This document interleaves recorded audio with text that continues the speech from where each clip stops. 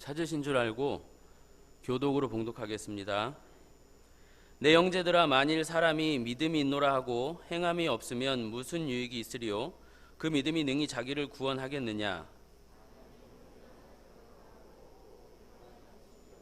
너희 중에 누구든지 그에게 이르되 평안히 가라, 덥게 하라, 배부르게 하라 하며 그 몸에 쓸 것을 주지 아니하면 무슨 유익이 있으리요?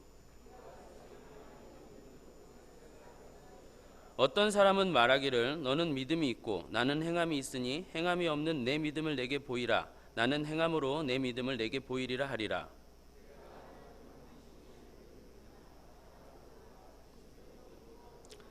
아, 허탄한 사람아, 행함이 없는 믿음이 헛것인 줄을 알고자 하느냐?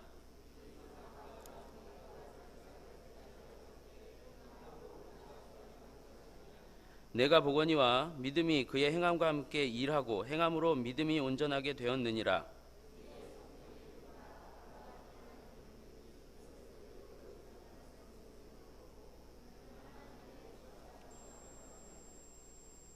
이로 보건대 사람이 행함으로 의롭다 하심을 받고 믿음으로만은 아니니라.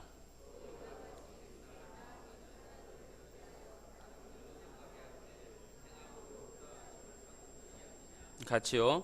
영혼 없는 몸이 죽은 것 같이 행함이 없는 믿음은 죽은 것이니라. 아멘. 라합이라는 제목으로 말씀을 전하고자 합니다. 뭉퉁그렸어요. 라합의 무엇, 어떤 라합, 그게 아니라 그냥 라합이에요. 전하는 것보다 더 큰 은혜가 쏟아지길 간절히 바라면서 설교 본문을 선택하기에 앞서 고민이 있었어요. 그 고민은 예수님을 왜 믿어야 하지? 와, 그럼 예수님을 믿는다는 것은 뭐지? 였습니다. 어떤 그 신앙의 목적론적인 질문이자 근본적인 질문이었어요. 여러분은 어떤 답변을 가지고 계십니까? 예수님을 왜 믿는가? 그리고 믿는다는 것은 무엇인가? 이 질문은 그렇게 쉽고 가벼운 것이 아닙니다. 수천 번, 수만 번 고민했지만 계속 하게 되는 그런 고민이지 않습니까? 저만 그런가요? 아니면 믿는 게 믿는 거지 뭐야, 혹시 이러세요? 신자는요, 그리스도인은 이 질문의 답이 갈수록 명확하고 분명해야 하며 선명해져야 하는 겁니다. 예수를 왜 믿는가? 또 믿는다는 것이 무언가? 만약 말씀드린 대로 명확하고 분명하며 선명하지 않는다면 신앙생활 자체가 애매하고 힘이 없고 흐릿해질 수밖에 없어요. 여하간 이런 고민 중에 살펴보게 된 본문이 여호수아서 2장 라합 이야기였습니다. 그래서 오늘 설교의 전개는 여호수아서 2장을 잠깐 살펴보고 신약으로 넘어와서 라합의 얘기가 어디서 먼저 등장하죠? 마태복음인데요. 그건 건너뛰고 히브리서로 잠깐 갔다가 야고보서에서, 오늘 보면 야고보서에서 마무리 짓겠습니다. 그러니까 시간 파악을 하실 수 있겠죠? 이제 여호수아 끝났네. 이제 히브리서 끝났네. 이렇게요. 긴장을 해서 웃는데 같이 안 웃어주시니까 되게 뻘쭘해지네요. 자, 여호수아서로 가셔서 2장을 딱 펼쳐놓고 한번 보자고요. 여호수아서 2장입니다.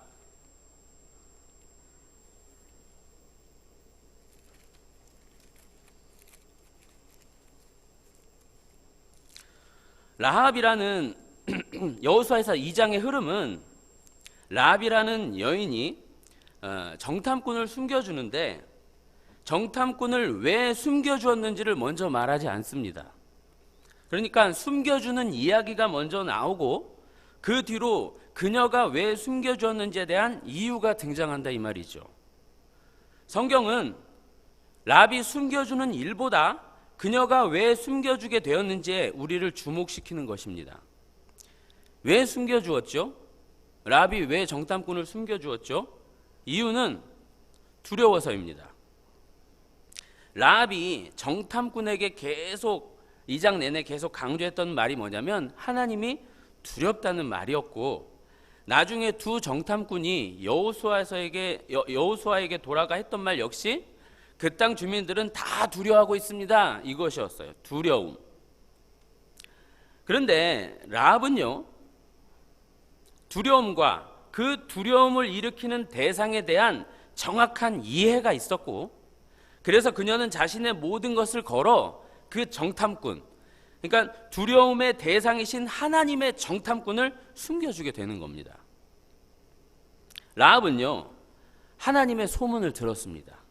어떤 소문이냐면 하나님이 이스라엘을 출애굽시켜서 광야를 거치고 지금 가나안 초입, 그러니까 여리고 코앞까지 온 모든 과정에 대한 소문을 다 들었어요.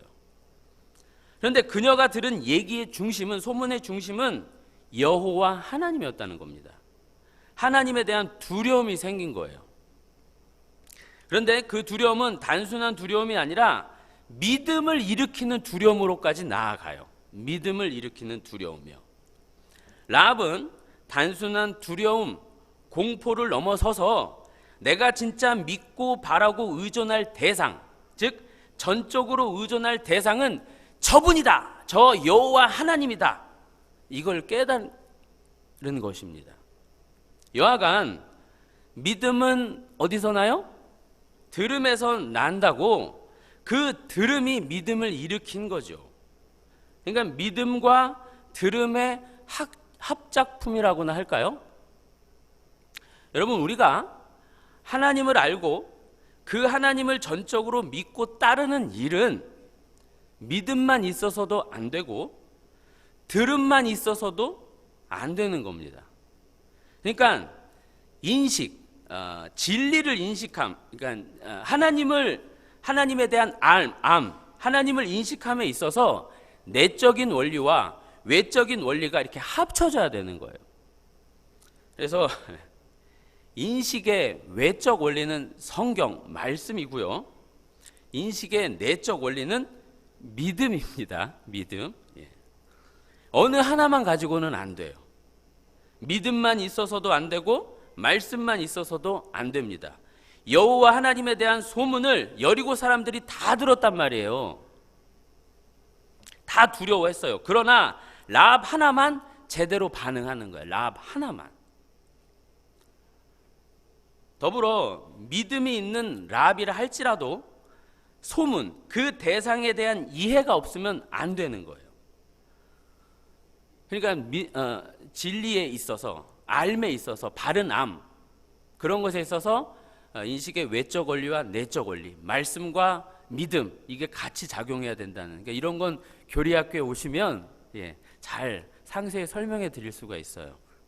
여하간, 또 안 웃으세요. 여하간 라합은 하나님과 그분이 행하신 그 일에 대해서 듣고 제대로 반응하게 되는데, 결국 그녀가 한 일이 뭐냐면 자신이 지금 살고 있는 나라를 버리고 하나님의 나라로 갈아탄 거예요. 잘 아시다시피 혹자들은 라합이 나라를 팔았네, 매국노네 뭐네 이러는데, 이것은 성경을 이해하는 관점을 이미 잘못 잡은 거예요. 잘못 잡았기 때문에 그런 얘기를 해요. 성경이 말하고자 하는 것은 라합이 나라를 팔았다기보다는 그 작은 여인, 창녀잖아요.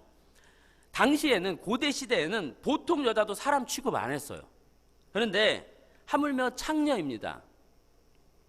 그 보잘것없는 창녀가 들음과 믿음으로 말미암아 그야말로 하나님 나라, 천국, 그 천국과 천국의 주인을 알아보고 자신의 모든 것을 던져 그것을 움켜쥐는 것을 말하는 거예요.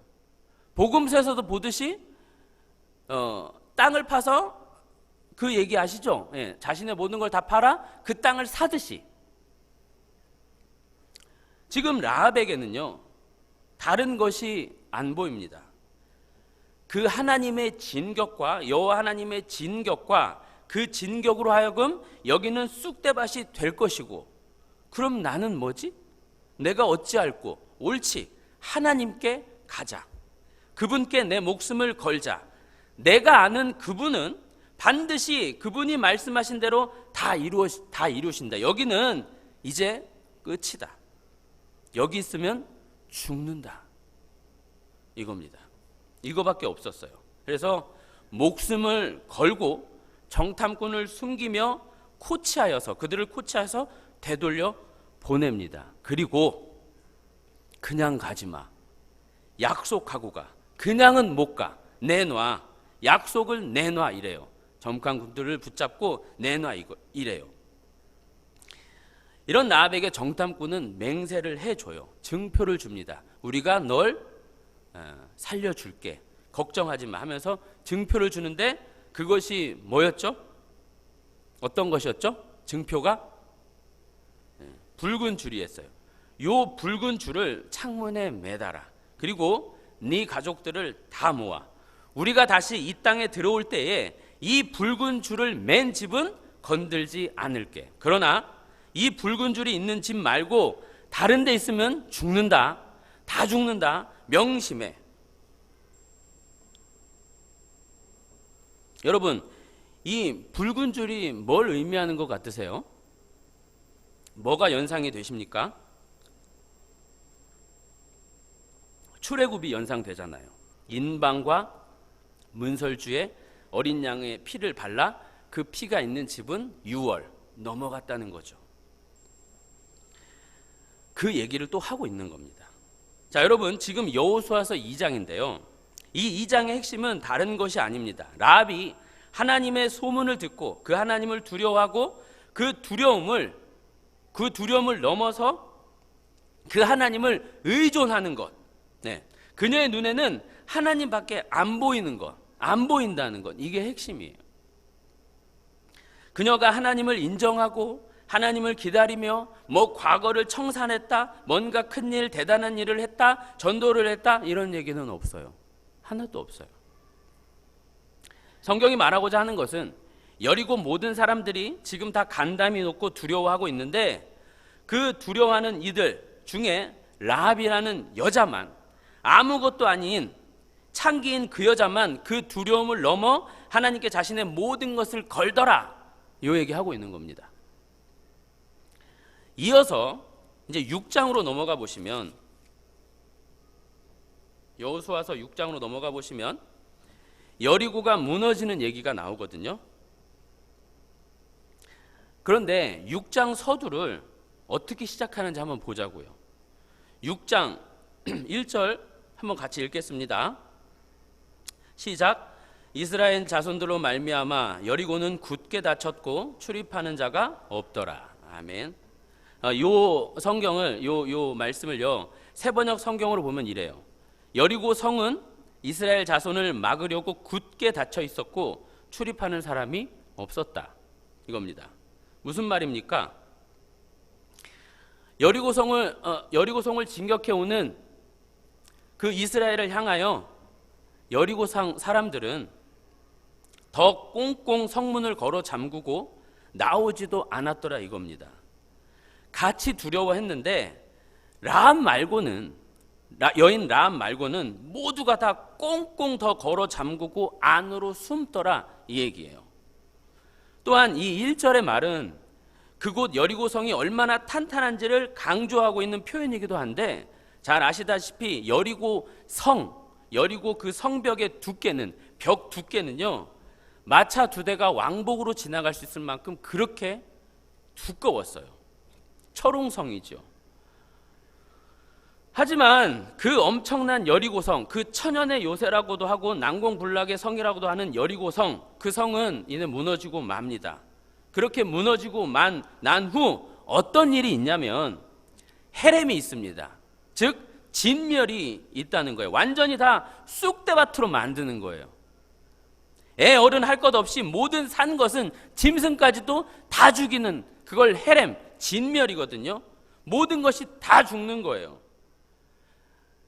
성은 무너져가고 안에 숨쉬는 모든 것들은 다 죽는 겁니다. 다 피바다가 되겠죠.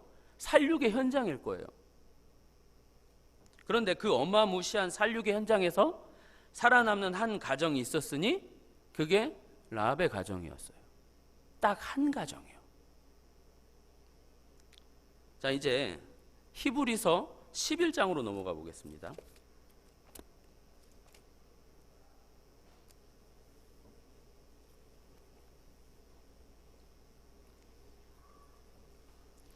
히브리서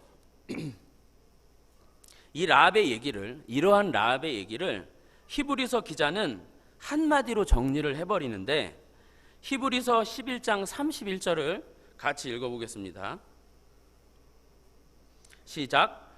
믿음으로 기생 라합은 정탐꾼을 평안히 영접하였으므로 순종하지 아니한 자와 함께 멸망하지 아니하였도다. 아멘. 기생 라합이 멸망하지 않는 이유가 뭐라고요? 기생 라합이 멸망하지 않는 이유가 뭐라고 해요? 11장 31절에 믿음으로죠. 믿음으로예요. 믿음으로. 요 구절을요, 헬라어 원문의 순서대로 직역을 해보면 이래요. 직역을 해보면 믿음으로 라합 그 기생은 멸망당하지 않았다. 그 순종치 않는 자들과 함께, 그러니까 그 순종치 않은 자들과 함께 멸망하지 않았다예요. 그녀는 그 정탐꾼을 평안하게 영접했다. 무슨 말을 하고 싶은 거냐면 믿음이 그녀를 이끌었다는 겁니다. 믿음이 라합으로 하여금 정탐꾼을 영접하게 했다라는 말입니다.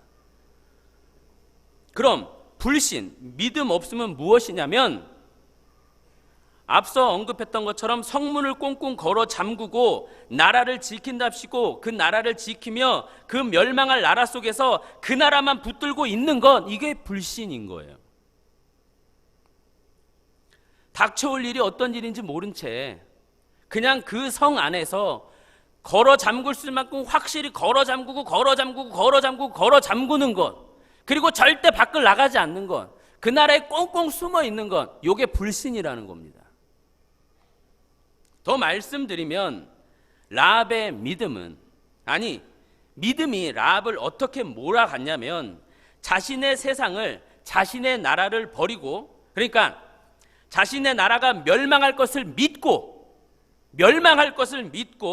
하나님 나라를 붙들게 했다는 말입니다. 자신의 나라에 소망이 없음을 확신하고, 여기에 소망이 없음을 확신하고, 이게 먼저인 거예요. 확신하고 자신의 나라에 더 이상 가치를 두지 않았다는 얘기예요. 아까 여호수아서에서 정탐꾼이 라합에게 준 것이 무엇이었죠? 붉은 줄이었는데 그 붉은 줄 말 안에는 소망이라는 말이 담겨져 있어요. 줄이라는 히브리 말이 어디서는 줄로 쓰이고 어디서는 소망으로 써요. 같은 말을. 믿음이라는 것은 그 라합처럼 자신의 그 나라, 그 세상은 무너져야 하고 정탐꾼을 통해 들어오는 그 나라, 그 하나님 나라, 그것이 소망이라는 것을 알고 확실히 붙들고 나가는 것, 이게 믿음인 거예요. 다시요, 믿음이라는 것은 라합처럼 자신의 나라, 그 세상, 여리고성은 무너져야 맞고 정탐꾼을 통해 들어오는 그 하나님 나라, 그 나라가 소망이라는 것을 알아 붙드는 것, 그게 믿음이라는 거죠. 여러분, 여기에 다른 말이 붙어 있으면 안 돼요. 이런 상황, 저런 상황, 이런 핑계, 저런 핑계, 이런 게 붙어 있으면 안 됩니다. 그런 거추장스러운 말이 붙으면 안 돼요. 자신의 상황, 형편, 이유 아닙니다. 믿음이 라합을 이끌어 갔어요. 자신의 나라에 대한 기대는 요만큼도 없게 하고, 또 라합이 뭘 알았냐면요, 헤렘을 알았어요. 다 죽이는 것, 다 죽는다는 것, 하나님과 그의 백성이 지나간 데는 다 쓸고 가버린다는 것, 생명 하나 남겨주지 않는다는 걸 알았단 말이에요. 그런데 그것에 대해서 한마디 언급도 없어요. 이를테면 너희 하나님은 어찌 그러시니? 어쩜 그렇게 매몰차고 휴머니즘도 없고 무슨 사랑이고 무슨 공이니? 이런 얘기가 없어요. 라합은 헤렘을 인정해요. 하나님의 진멸을 인정한다니까요. 세상의 멸망을 인정해요. 받아들입니다. 그리고 이런 생각으로 돌아가는 거죠. 여기 가만히 있다가는 나도 죽는 것을 알아요. 나도 죽겠구나. 나도 죽은 목숨이구나.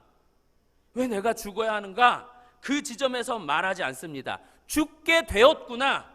그 지점에서 말해요. 믿음이 그런 겁니다. 믿음이 라합을 그렇게 몰고 갔다니까요. 왜 나를 죽여? 왜 꾸준 나를 죽여? 내가 뭘 잘못했다고? 그게 아니라 하나님이 하시는 모든 일, 그 진멸, 그걸 인정합니다. 그리고 나는 살려주세요. 이게 나오는 거죠. 이제 야고보서로 넘어가겠습니다. 오늘 말씀인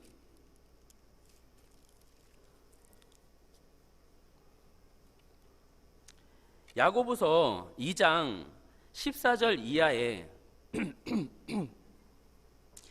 그 유명한 말씀, 행함이 없는 믿음은 죽은 믿음이라는 이 알쏭달쏭한 말씀이 있어요. 이 말씀이 등장하는데 그 행함이 있는 믿음이라는 것을 말하기 위해 사도는, 야고보 사도는 아브라함과 또 라합을 끌고 와요. 그러면서 이제 이런 식의 전개인데, 그러면서 야, 말만 하면 되냐? 행동으로 좀 보여줘야지. 야, 그걸 뭐 따뜻하게 해라, 배부르게 해라, 그런 말은 나도 하겠다 뭐. 네, 이런 식으로 말하는 것 같아요. 그런데 성경은 절대 그런 얘기가 아닙니다. 성경을 그렇게 쉽게 보시면 안 돼요. 2장의 시작을 보시면요, 어떻게 시작하냐면 너희가 그리스도에 대한 믿음을 가진 자로서 차별하지 마라로 시작해요. 그 차별이 어떤 차별이냐면 외모에 대한 차별이란 말이죠.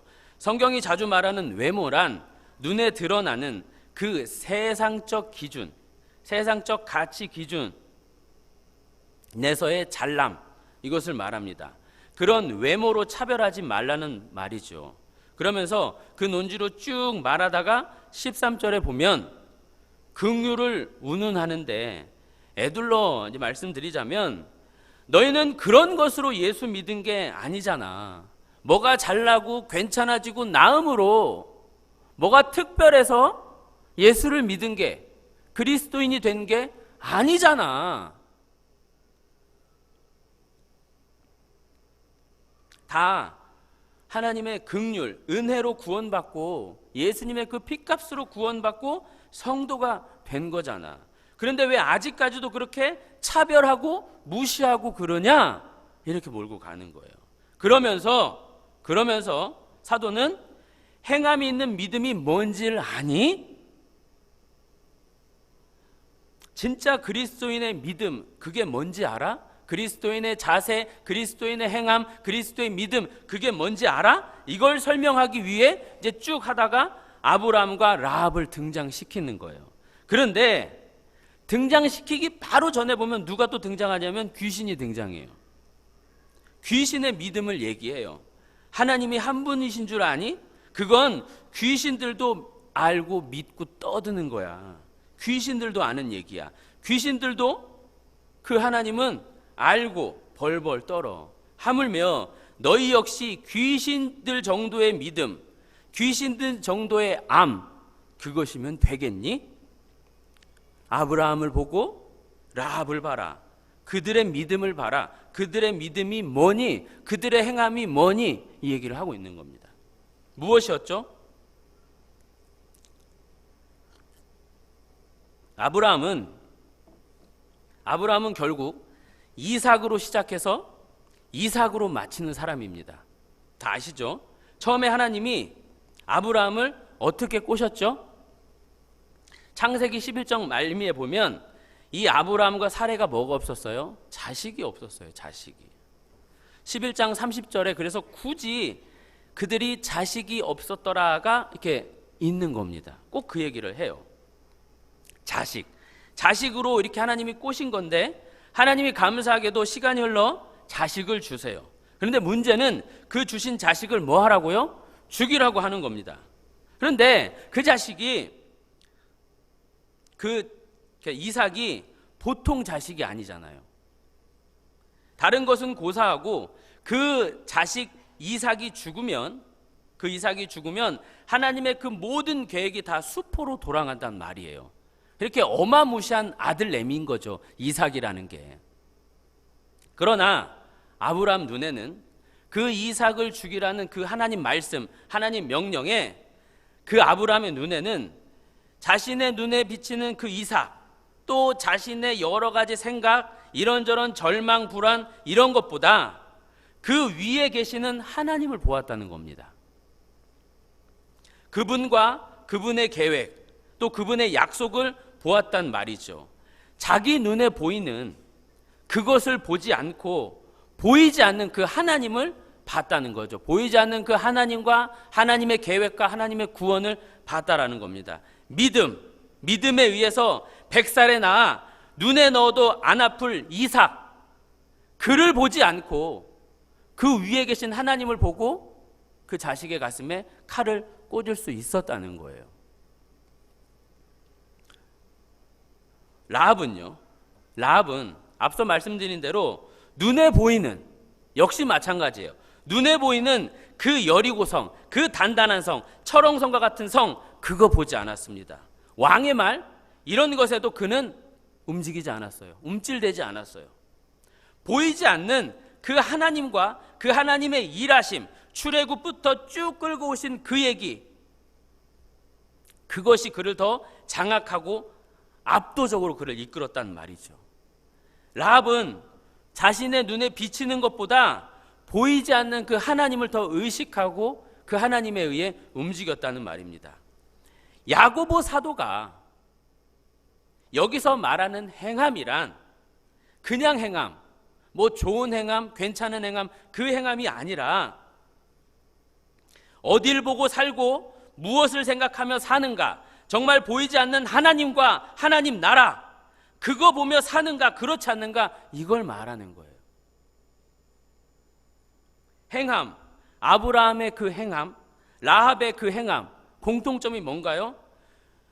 눈에 보이는 것이 아닌 믿음으로 말미암아 그 눈에 보이는 것 위에 계신 그 하나님을 보는 것이죠. 그 하나님의 말씀대로, 그 하나님의 말씀을 보고 믿고 그대로 행하는 것, 그 행함을 말하고 있는 겁니다.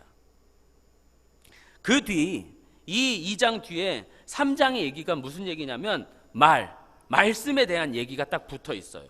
그러니까 그 말씀, 하나님의 그 말씀을 어떻게 보면서 사느냐, 이걸 쭉 말하고 싶은 겁니다. 내 그 말씀대로 믿어? 정말 말씀 믿어? 정말 말씀 믿고 그렇게 살고 있어? 한 말씀 한 말씀 따박따박 그렇게 보고 믿고 붙들고 사는가? 이걸 묻는 거예요, 야고보가. 그냥 되나케나 아무런 행함이 아니라 그 말씀, 하나님 나라. 그러면서 4장으로 넘어가면 간음의 얘기가 나와요. 간음, 영적 간음이죠. 간음하지 마, 즉 세상과 벗하지 마, 이 얘기입니다. 세상에서 나온 너희인데 여전히 세상에 묶여서 그렇게 사니? 세상이 뭐니? 니들 세상이 뭐니? 이제 없어질, 잠깐 세워진 그런 가건물과 같은 것이 세상이 아니니? 그걸 믿는다고 하는 이들이 여전히 세상의 가치관과 세계관에 묶여서 왜 그렇게 살고 있어? 이 얘기를 얘기해. 우리도 마찬가지입니다. 여러분, 하나만 말씀드리면 왜 돈이 많은 게 잘 사는 거예요?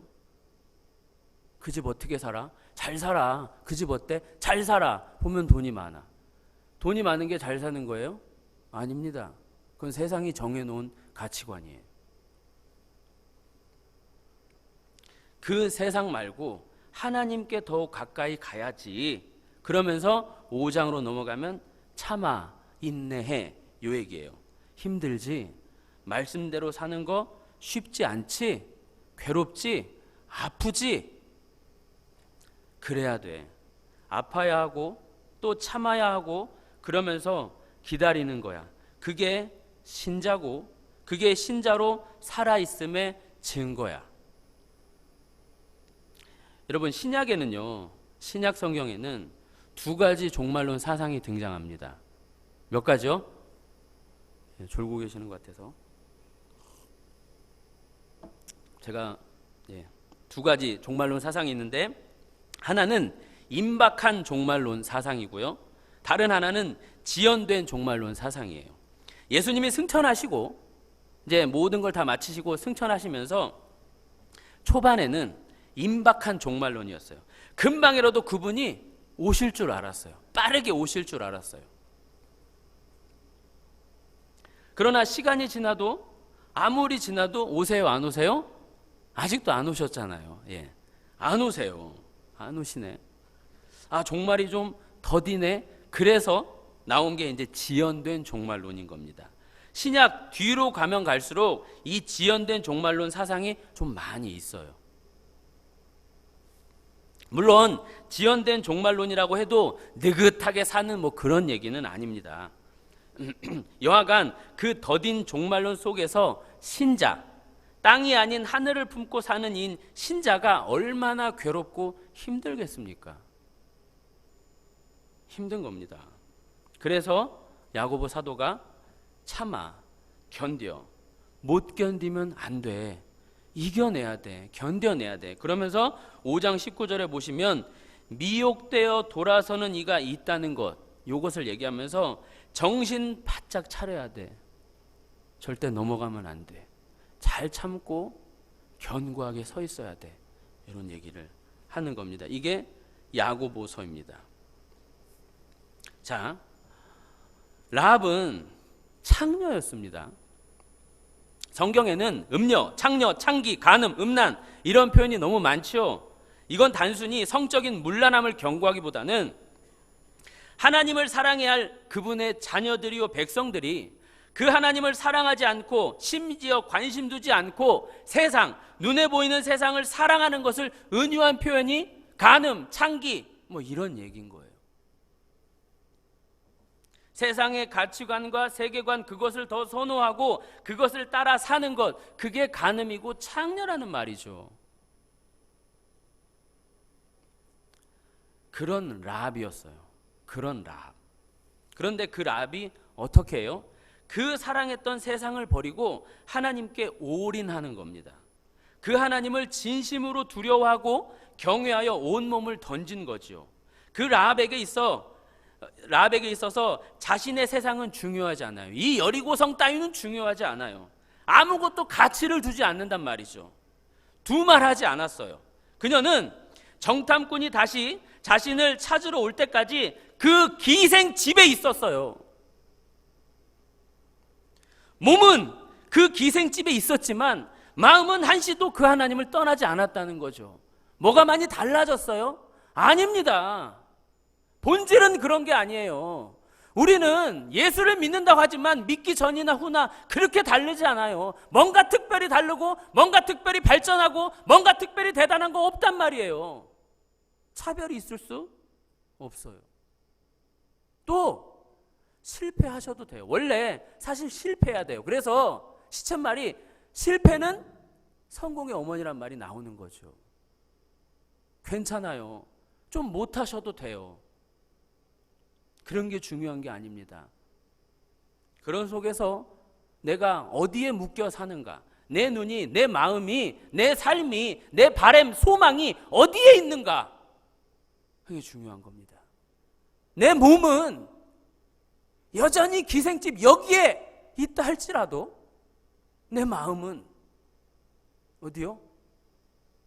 그님이 언제 오시나, 그님이 언제 오시나, 그건 거죠. 여러분, 하나님이, 주님이 다시 오셔서 그러실까요? 과연? 너 어떻게 살았어? 너 이렇게 살고 이렇게 살고 이렇게, 그러실까요?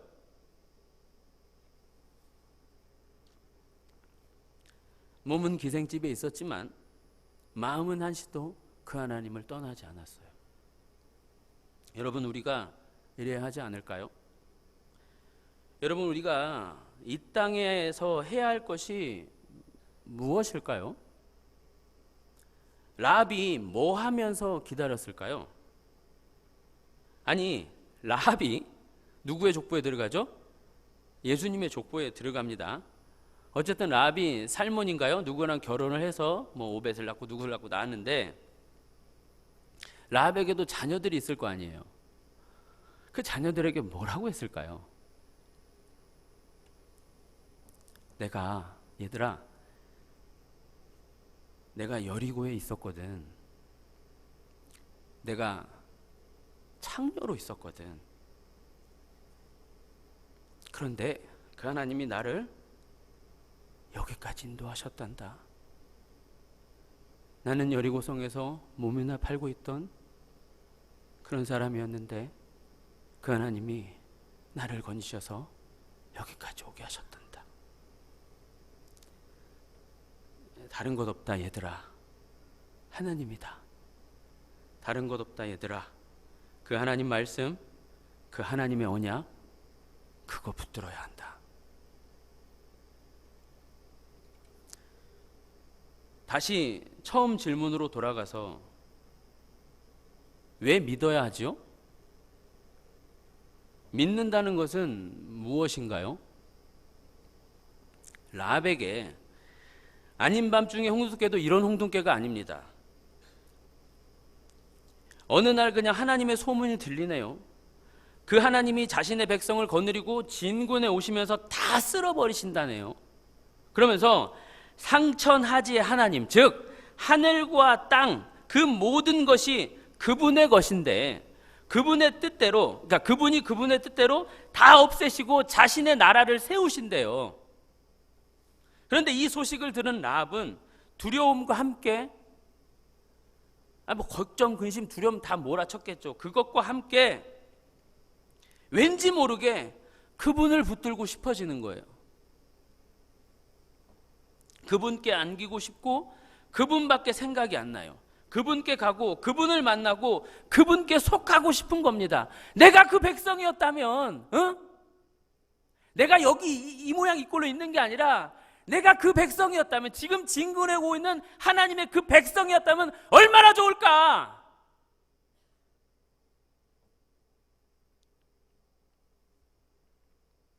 하나님은 그녀의 그 바람과 기대와 소망을 그냥 두시지 않고 여호수아를 통해 두 정탐꾼을 보내 그녀로 살 수 있는 방법과 기회와 여건을 허락하신 것이죠.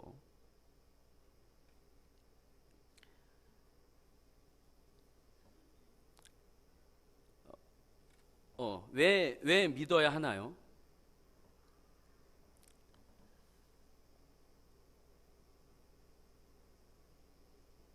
왜 믿어야 하나요는 사실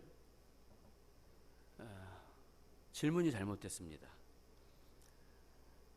나를, 아무것도 아닌 나를, 창녀와 같은 나를 아드님의 희생으로 구속하시고 자신의 백성 삼으신 그 하나님을 어찌 안 믿을 수가 있죠?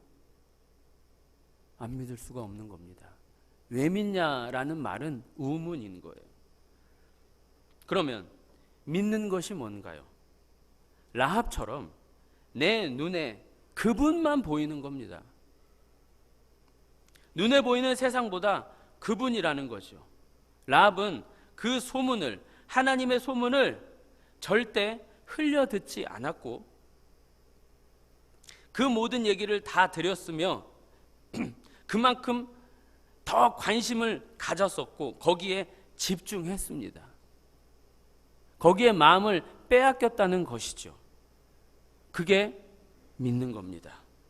아니, 그게 믿음 있음의 표시입니다.